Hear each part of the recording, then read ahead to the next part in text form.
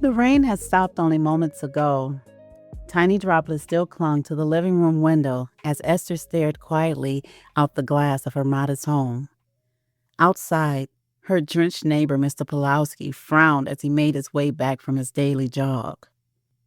And a young couple across the street laughed loudly while unloading groceries from the trunk of their car. Esther studied them intensely. Then she let out a deep sigh that seemed to come from someplace deep in her soul. Her husband Jim noticed it immediately, and concern consumed his face. He started towards her, but then stopped abruptly halfway across the room. His brow furrowed and his body tensed. He looked at her for another second, as if trying to decide whether to ask her what was wrong or pretend he had not noticed anything at all. But instead, he pivoted suddenly and disappeared down the back hallway. Esther remained at the window focusing on the young couple, especially the young pretty woman. Probably 20-something, she thought to herself. Esther folded her arms and breathed a long, slow breath, the kind people do when they want to center themselves, calm down. The soft lines around her eyes looked deeper today. Her once dark curls now carried silver strands she no longer bothered trying to hide. She recalled how Jim used to sneak up behind her while she stood at that very same window. He would wrap his arms around her waist and tell her she looked like she belonged in movies. He still did that, but back then, she actually believed him. Now, she wasn't sure what he saw anymore, especially since the breach. She had forgiven him and they had worked hard to get to the other side of it, but today was hard. A loud rustling sound interrupted her thoughts. Jim reappeared carrying an enormous happy birthday balloon and a huge arrangement of rare orchids, peonies, and David Austin roses, along with that same captivating smile that won Esther's heart almost 31 years ago. "Esther," he said warmly in that deep baritone voice reserved only for her. Her eyes widened at the sight of the flowers, and for a brief moment she looked almost girlish again. Jim smiled wider, encouraged by her reaction. With his chest stuck out proudly, he extended the balloon and bouquet towards her. Esther accepted them, though her movements were strangely reserved. Jim noticed that, too. Normally, she would have buried her face in the flowers, giggling and teasing him about being a hopeless romantic that she absolutely adored. Then, like clockwork, she would have grabbed both sides of his face and kissed him 40 times before he even had a chance to hand her the gift. Today, she simply held the bouquet against her chest and smiled. Jim leaned forward anyway and kissed her cheek gently. "Happy birthday, baby." Esther glanced at the annoying balloon that insisted on screaming to the world that she turned 55 years old today. Instead of pointing it out, she thanked Jim politely. Suddenly, Jim lifted one finger in the air. Wait right there, baby," he said, hurrying back down the hallway. Esther watched him disappear. Then the smile faded again. She looked down at the flowers. They were beautiful, perfect actually. Jim always remembered exactly what she loved. He was a good man, now. But today her mind was a whirlwind of contradicting memories, even though she just wanted to stay in the moment today and let Jim celebrate her birthday. A few moments later, Jim returned again, this time holding a cream-colored envelope. He grinned as he handed it to her. Esther opened it slowly.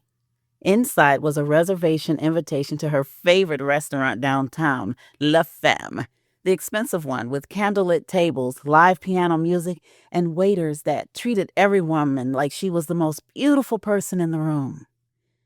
Jim shoved his hands into his pocket with boyish excitement. "We're going to go there tonight," he said, nodding at the reservation.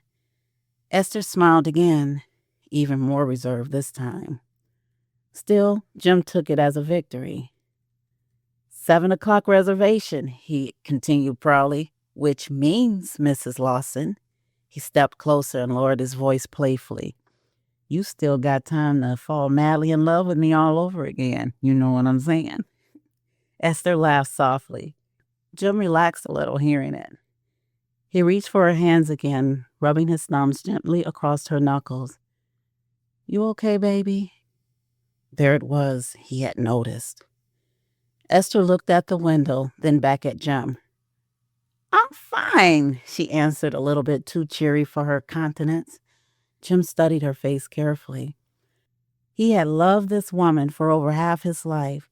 He knew when she was hiding something, but he also knew pushing too hard, too fast might make her retreat to that dark season that happened 10 years ago. So instead, he nodded slowly. "All right," he said gently. He kissed her forehead this time. "Remember tonight," he paused thoughtfully, "and the rest of our years together belong to you," he continued. Esther forced another smile. Jim squeezed her hand once more before heading towards the kitchen, already talking about dinner, desserts, and whether or not she planned to order that dangerous chocolate thing she loved so much. Once alone, Esther's eyes drifted towards the hallway mirror, and slowly she made her way towards it. She stared at herself for a long time, noting her slightly pudgy tummy and the lines in her eyes and mouth, and her hair. It was incredibly silver.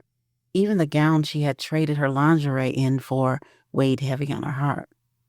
After taking inventory of her entire body for the third time, Esther whispered softly to her reflection, "I can't even compete anymore." She covered her face for a moment. Jim had come back down the hallway quietly, intending to ask whether she wanted coffee before they started getting ready for the evening. But the moment he heard her voice, he stopped. He stood just beyond the doorway, unseen. Esther remained frozen in front of the mirror, staring at herself as though she were searching for something, maybe even someone. "What happened to you? And what are you gonna do?" she whispered. Suddenly, in that place, she started to quietly pour her heart out through song, the way her mother and grandmother had taught her to do when crying and simple words simply weren't enough. She sang, "When I look at you, I wanna be everything you need from me. But I feel like in this season, I can't be your youthful bride. My heart is full. I wanna tell you that I feel like my season for love is over. But I can't, instead I sit here and I look at you, thinking how I wanna be the most beautiful woman in the room to you. But in this season, I've changed so much. I'm not who I used to be,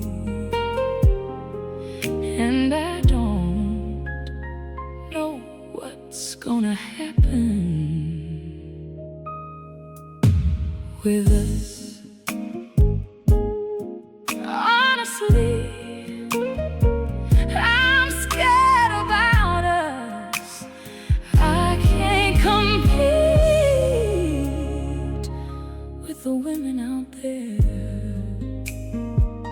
I'm older now, wiser, but not the woman you first met.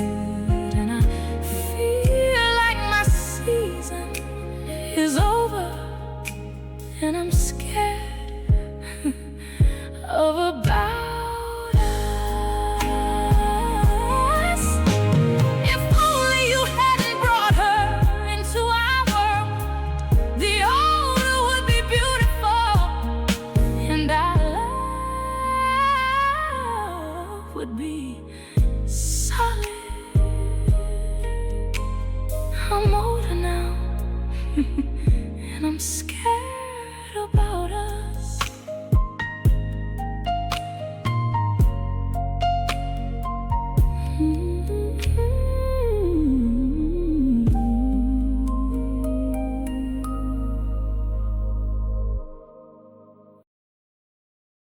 Jim's face fell because of the pain she still held, despite the counseling, the forgiveness, and the renewed vows.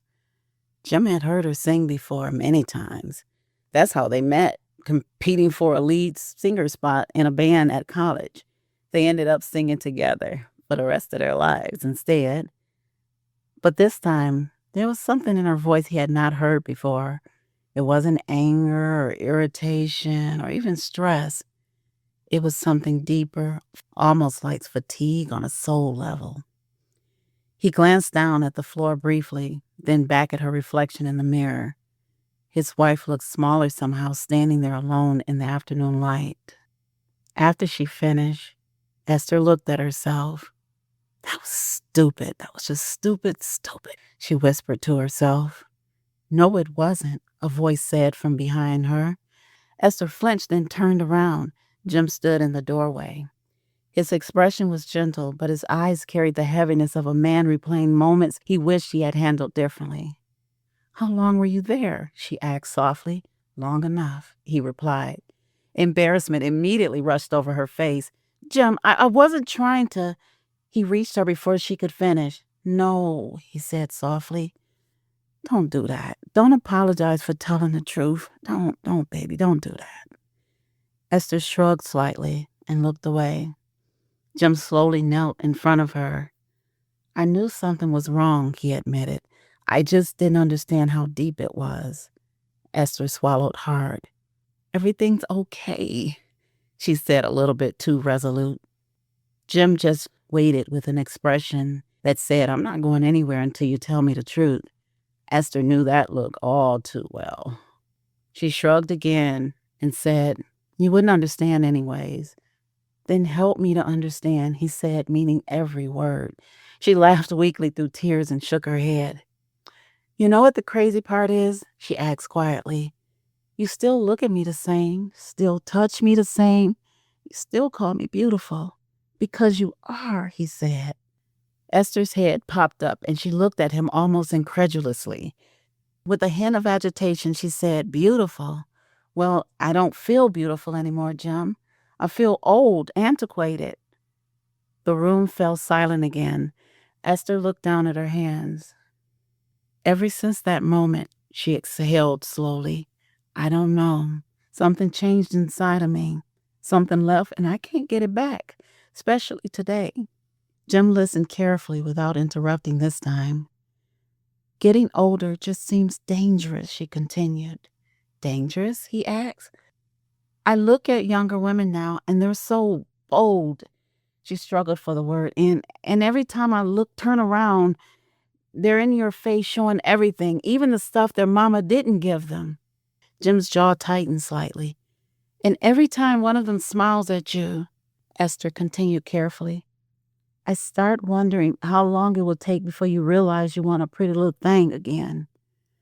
Jim stared at her in complete disbelief, then hurt. Hurt that she had been carrying this because of him. "Esther." She finally looked at him, and for the first time all day, Jim let her fully see the emotion on his face. "There is no competition," he said firmly. "I will never hurt you like that again. Never." She nodded. Jim reached for both of her hands. "Listen to me carefully." He waited until her eyes met his fully. "In my world, you always win as my woman, my only woman, my sexy, fine 55-year-old wife, the only woman I've ever loved." Tears immediately filled Esther's eyes again. He continued, "Baby, it was you who stayed when life got ugly, who held me together when I didn't even deserve it. You did that. And you are the only one who didn't give up on us." Esther looked at him. "I know because I'm a good woman," she said, trying to lighten the mood since she hadn't planned on being triggered today. But Jim remained in the moment. His voice softened. "I don't care about younger women." He shook his head slowly. "I want my wife." Esther's lips trembled. "The woman who danced with me in the kitchen when we couldn't afford to go out on a real date." He smiled faintly. "The woman who cried when we brought our first couch like it was a mansion." A tear rolled down Esther's cheek, but he continued, "No other woman, and I don't care if they stood in front of me butt naked, would get the fruit that you've labored for." Jim gently brushed the tear away with his thumb. "You are my answered prayer, Esther. Not some younger woman. You, baby." Esther closed her eyes briefly. Jim stood slowly and extended his hand towards her. "Come here." "What?" "Come dance with me," he continued. A tiny laugh escaped her through tears. "Jim, I'm serious." She hesitated only a moment before placing her hand in his. Jim pulled her gently to her feet. Esther's eyes remained fixed on him as they slowly swayed together in the middle of the living room. The rain outside had just started again, tapping softly against the windows while the warm light from the kitchen wrapped around them both. Then softly, almost shyly, he began singing their wedding song.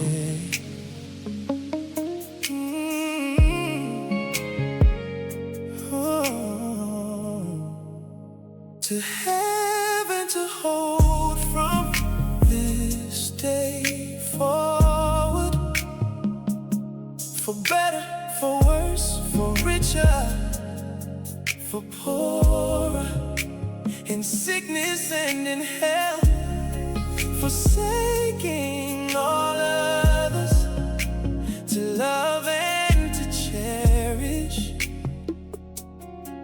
until death do us part. And I say sorry now, for when the fool in me rise up, please love me and remember, I won't always be a fool. I promise to get God at the center, so that I can love you the right way.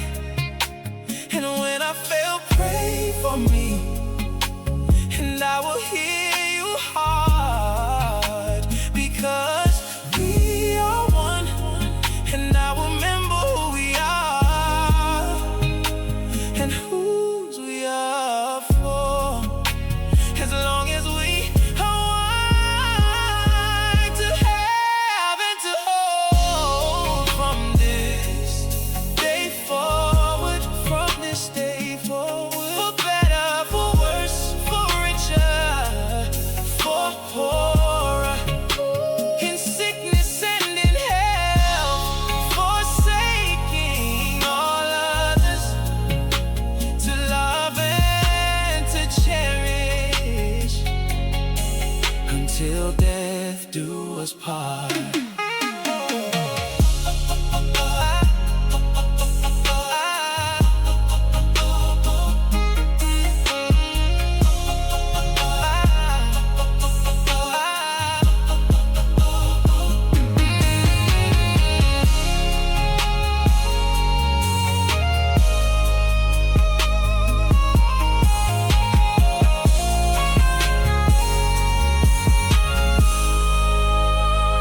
I love you now and forever. And when you can't see me, and I can't see you, let's see God, and then we'll see each other. I love you.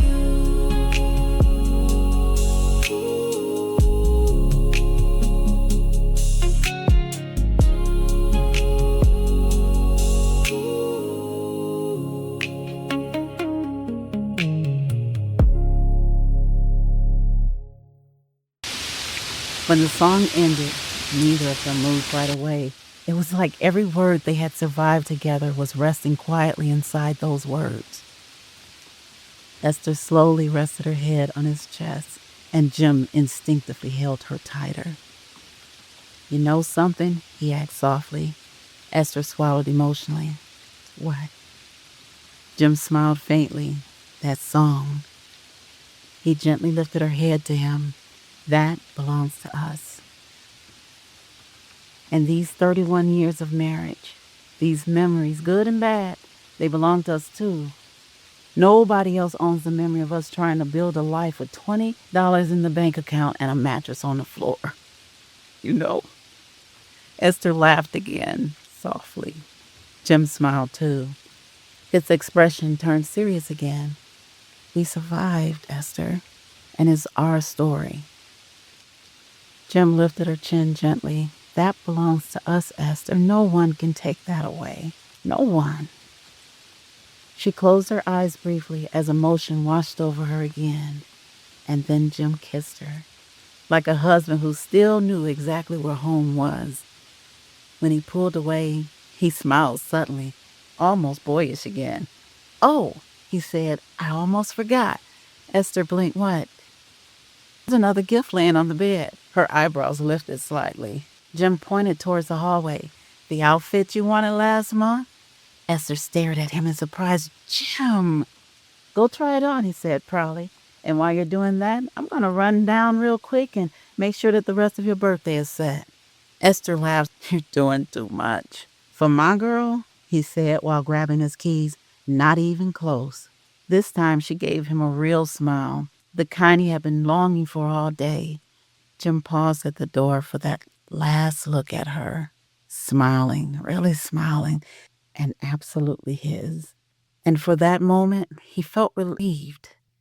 "Don't take too long," he teased quietly. Esther shook her head while laughing softly through lingering tears. Then she disappeared down the hallway towards the bedroom as Jim stepped outside into the rainy evening.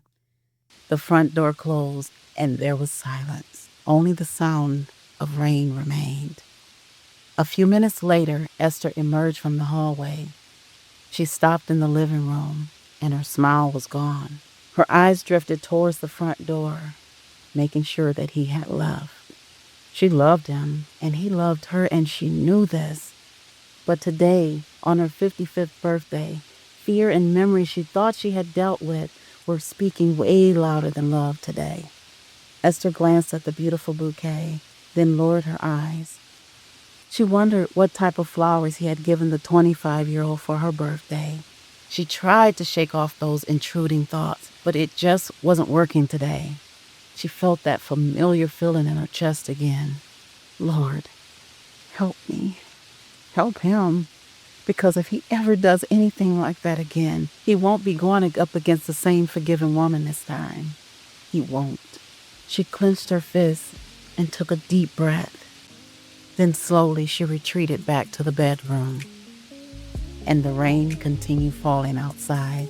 And somewhere beneath the fear, the triggers, the anger, and memories, hope still remained.